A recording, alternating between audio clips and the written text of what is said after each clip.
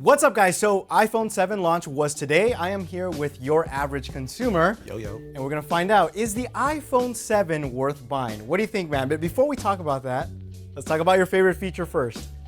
All right, now this is a weird one, but stick with me. I'm gonna go with design. Okay.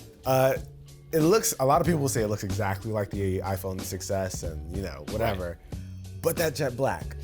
Woo. Fingerprint magnet, I know this, but And they tell you too, that yeah. it's gonna be a fingerprint magnet. I do think that it's gonna look awesome though. It's kind of like a nice ode to the original iPhone.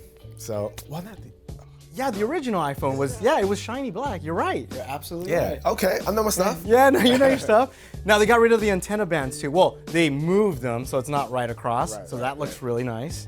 Yeah. My favorite feature was definitely stereo or front-facing speakers. A welcome improvement. Though they didn't really talk about how they were implementing those. Yeah. And by the time you watch this video, they probably already have hands-on and stuff like that. But as far as we know, we don't know how it's being implemented. I don't know if it's, because it's firing on one side, right? Yeah, but the other, we have no idea where the top speaker is going to really be. Right, so yeah, it's a little bit confusing on that part. Either way, stereo speakers is a good plus. Right, what about the lightning port? How do you feel about that? They got, we heard the rumors, everybody was talking about it. Yeah. How do you feel about that?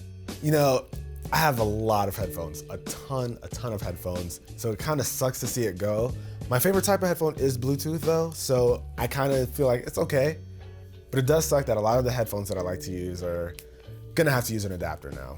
But here's a good thing. They're throwing in the adapter for free, which is not Apple, right? I mean, I expected to pay 20, 30 bucks if you wanted that 3.5. You know, it's only $9 now. That's what they're gonna be selling it for. Oh, really? So they're not even gonna kill you for it. Right. Now, the only thing I think is they're really going to push other manufacturers to go into that wireless connectivity, which is not a bad thing if you really think about it. I mean, it can go two ways. Very true. Wireless, or they're all just gonna start throwing lightning adapters onto them. That's the cheap way, lightning cables, rather. Right. 2 3.5. Yeah. Right. Now, Apple has always boasted about their camera, right? That's been like their thing ever since the first iPhone, right? Right, and the fact that you can go from a wide to a zoom, and I know a lot of people are gonna say, Android has had it before, you got the Honor 5 and all these other phones. All right, Judner, so the big question, is it worth the upgrade coming from an iPhone 6 or 6S Plus? I think so. I think there are enough new features that it'd be a welcome upgrade to whoever has the iPhone already.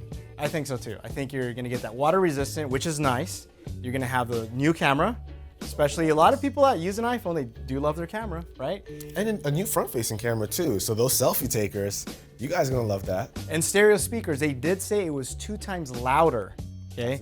So that's good, right? So overall, I think in general, it's going to be a really nice upgrade and new colors. That's always a good way to upgrade, right? That jet black. Yes, jet black. Love, hate. Yeah. So guys, let us know what you guys think in the comment section down below. Also, if you're an Android user, does this make you want to go into the iPhone camp? I don't know. What do you think? That's a good question. Right? Let us know. Anyhow, guys, thanks for watching, and you will catch us in the next one. Adios.